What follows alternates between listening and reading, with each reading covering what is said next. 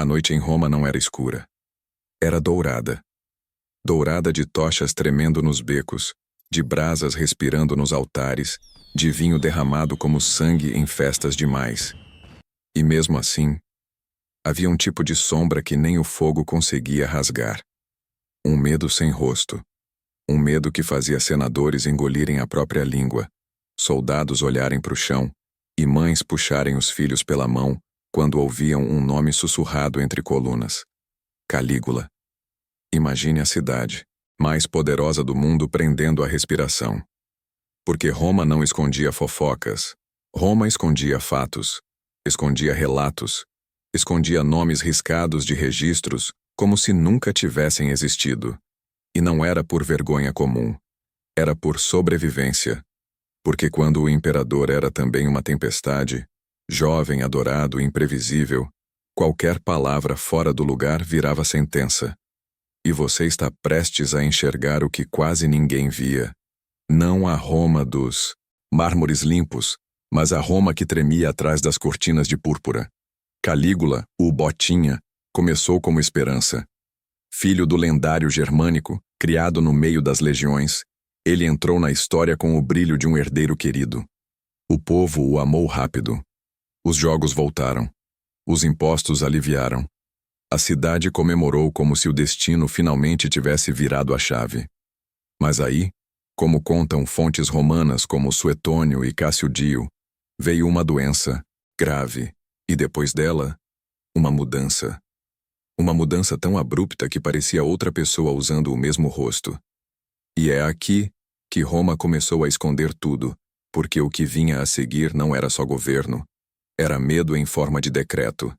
Dizem que ele transformou o palácio num teatro onde a plateia nunca sabia se a cena era piada ou execução, que humilhou senadores em público como quem quebra taças por diversão, que gastou fortunas em espetáculos e caprichos, drenando a paciência de uma elite acostumada a controlar o jogo. E quando alguém tentava entender, vinha o pavor. Mas o que ninguém sabia era o que acontecia depois que as portas fechavam. Porque Roma tinha um instinto antigo. Quando o trono enlouquece, a cidade finge que não viu. A cidade apaga rastros. A cidade se protege. Só que com Calígula, o problema era maior. Porque não era apenas um homem com poder, era um símbolo vivo. E Roma aprendeu que símbolos não se derrubam facilmente. Então ela fazia o que sempre fez de melhor.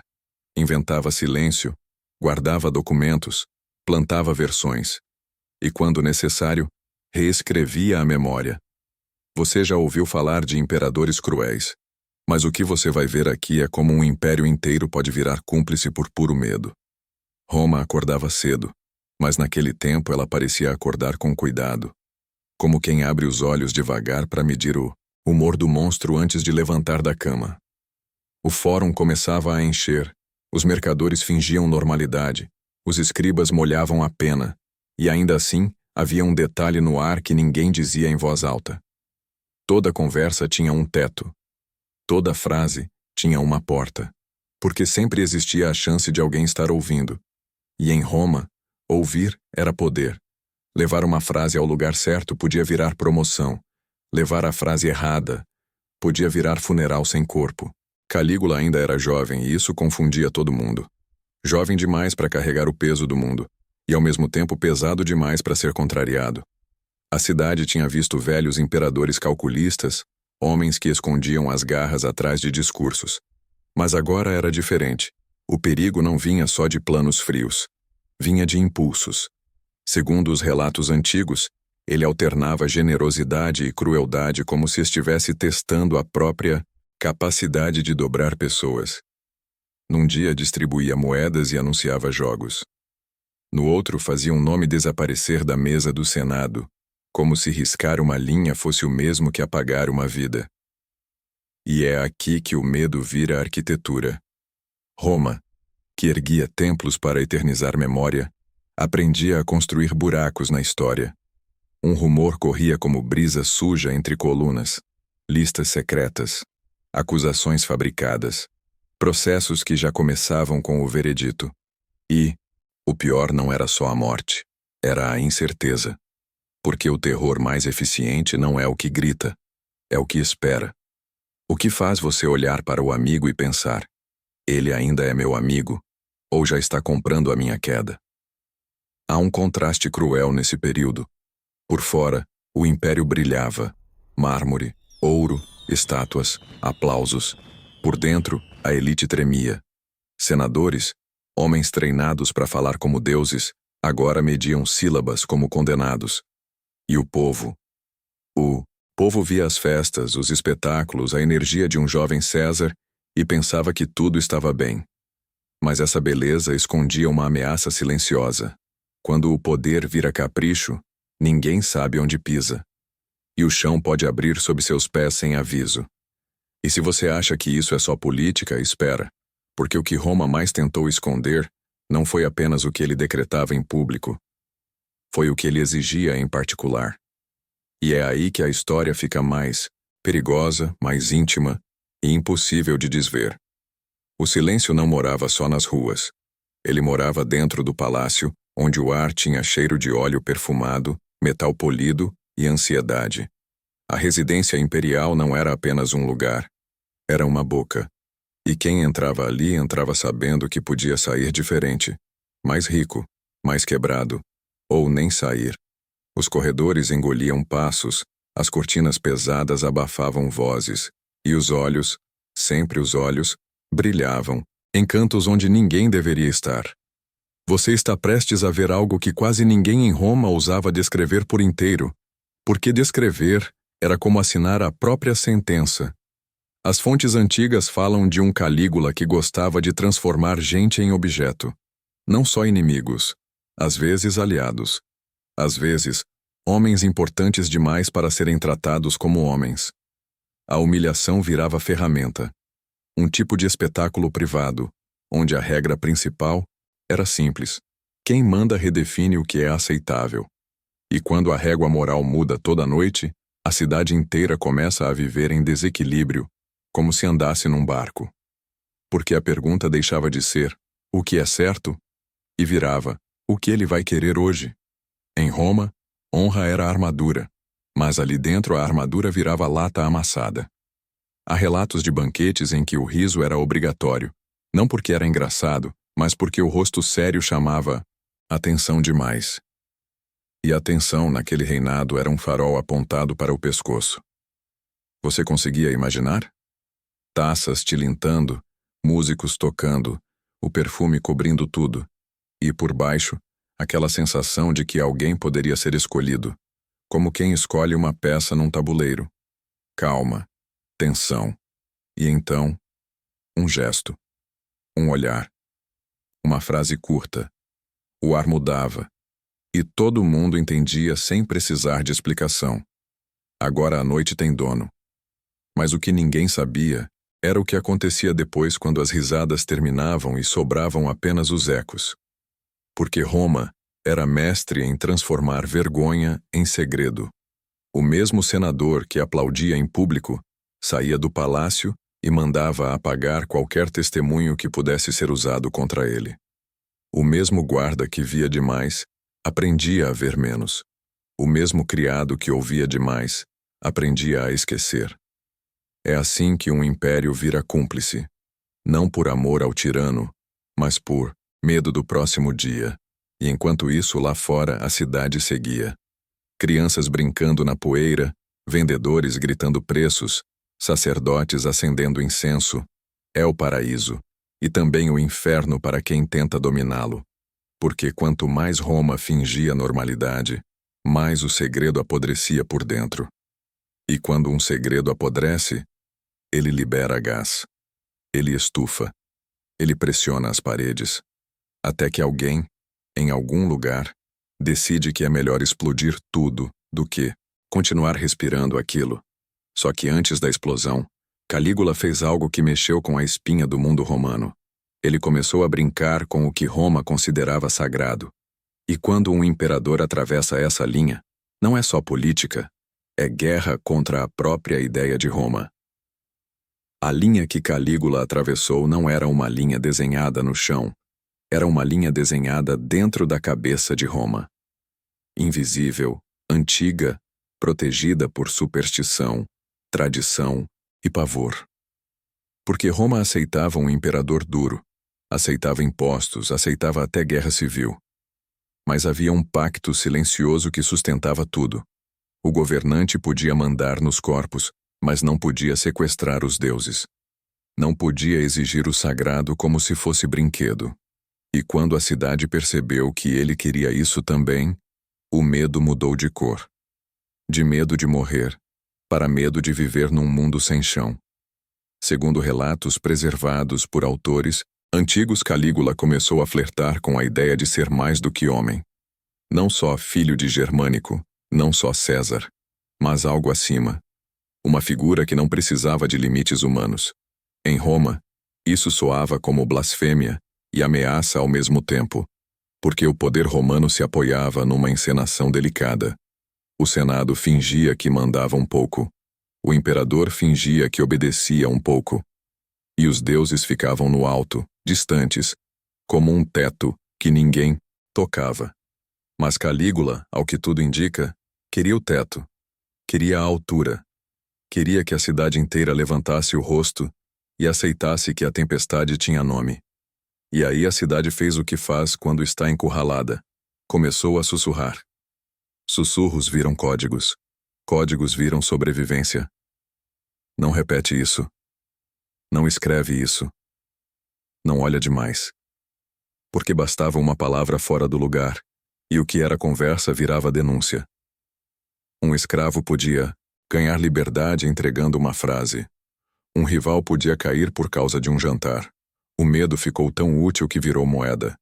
E o palácio, já carregado de tensão, começou a puxar Roma para dentro de si como um redemoinho. Há histórias, e aqui mora o mistério, porque Roma também sabia exagerar para punir a memória de quem caiu. De estátuas, imagens sagradas e símbolos rearranjados para elevar o imperador ao nível divino. Há relatos de caprichos que eram mais do que caprichos, eram testes. Testes para ver até onde o mundo dobrava. Porque quando alguém manda e ninguém resiste, o próximo passo é mandar no impossível, só para provar que pode.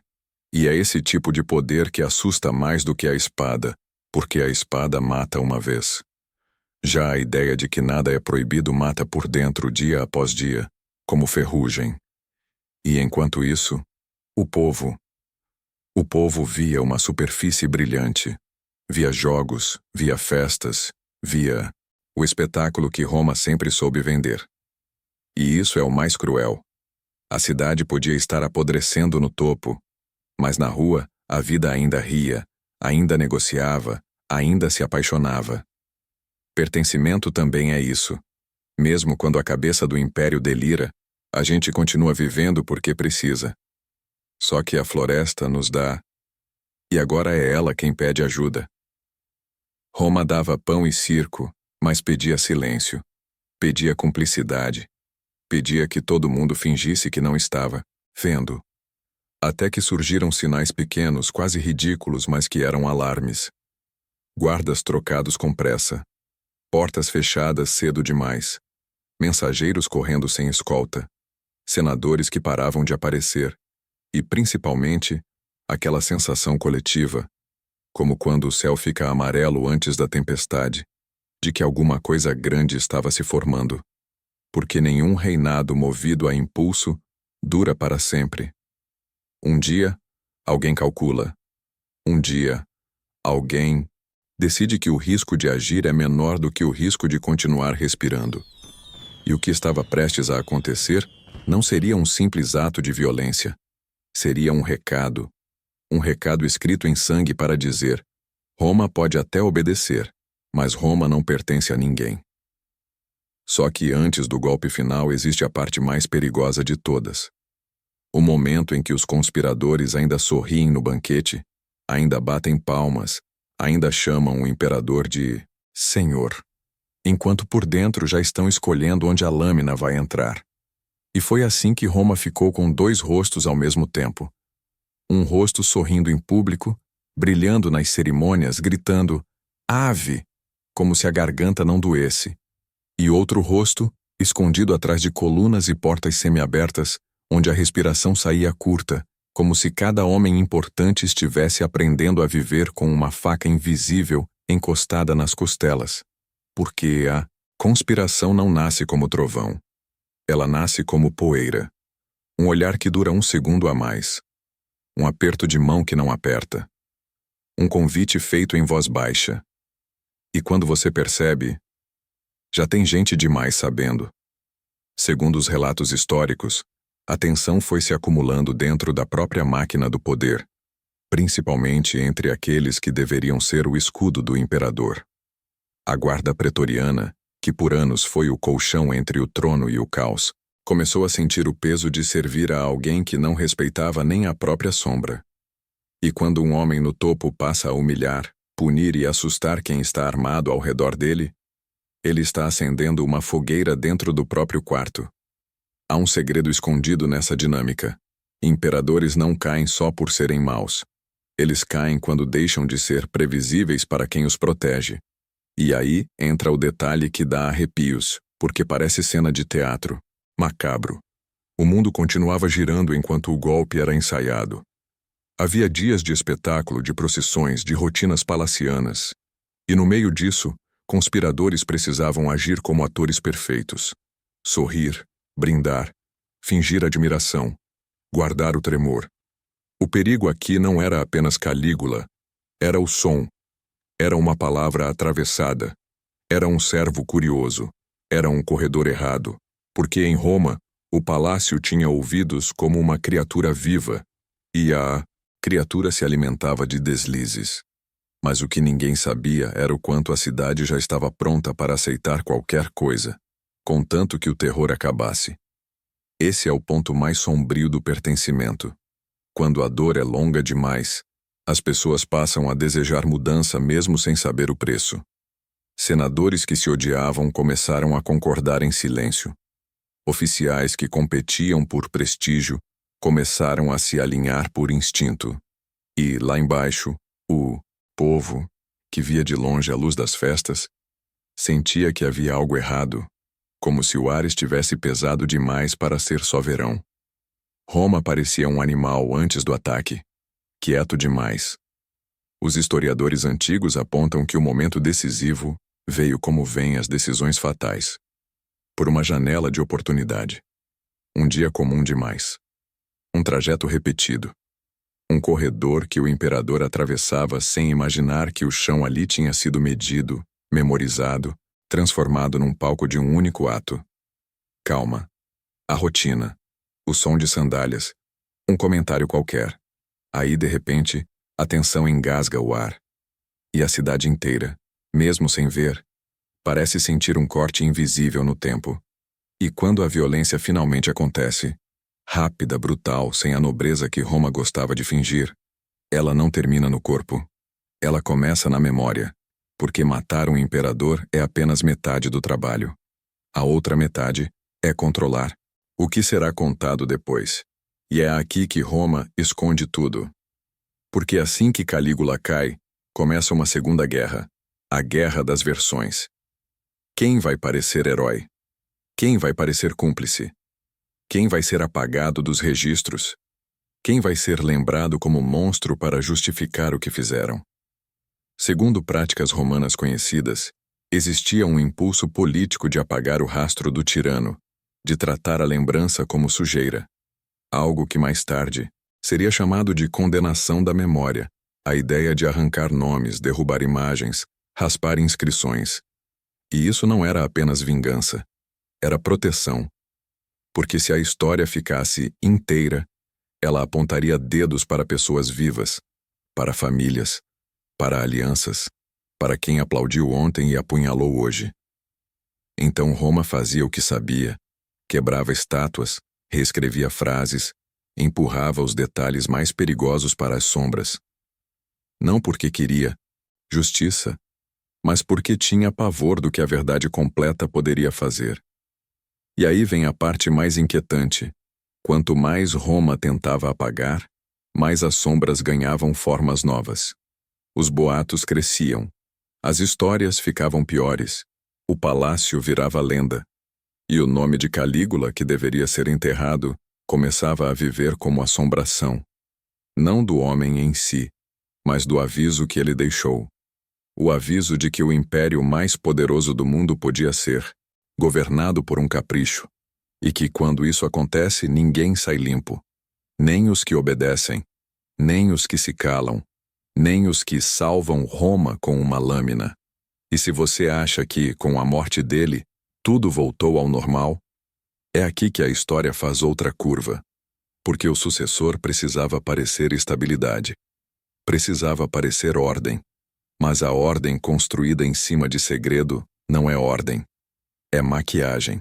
E Roma, por baixo da maquiagem, continuava tremendo, porque sabia que a próxima loucura podia já estar sendo criada em algum berço, em algum corredor, em alguma promessa de poder. E então veio o dia seguinte.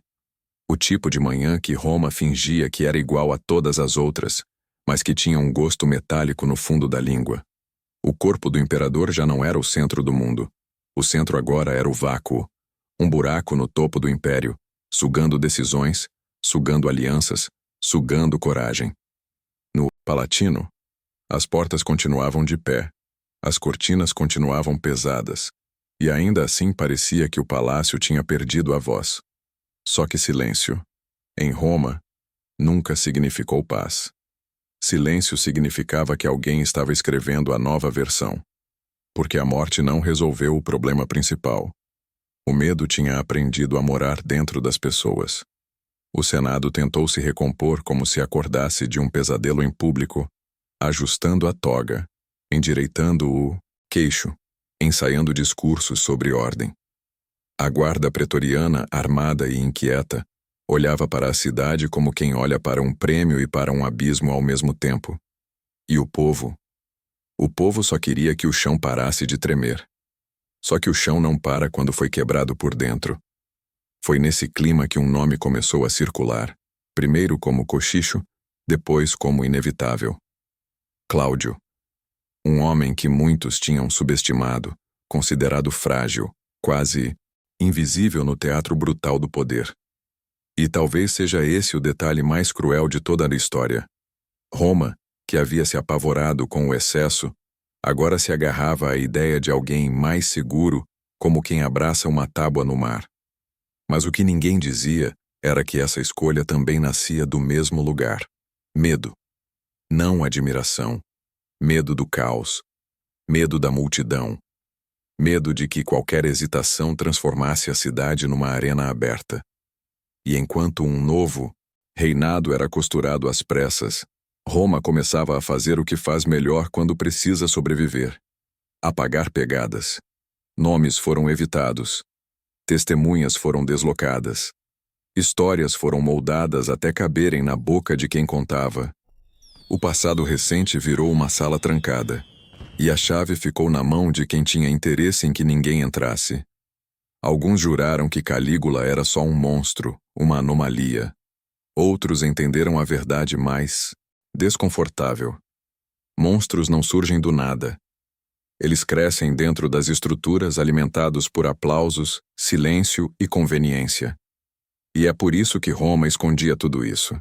Não apenas por medo do imperador morto, mas por medo do espelho que ele deixou.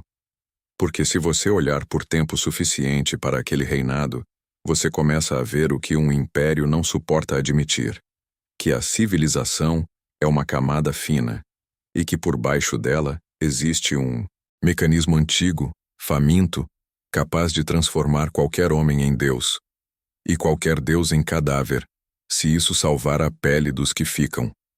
Naquela noite, com as tochas outra vez tremendo nos becos, Roma parecia igual.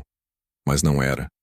O vento passava pelas colunas como se soprasse nomes que ninguém queria ouvir. E em algum ponto escuro da cidade, alguém deve ter pensado, não em voz alta, nunca em voz alta, a pergunta que fica ecoando até hoje: se Roma conseguiu esconder tanto, o que mais ela enterrou para continuar parecendo eterna?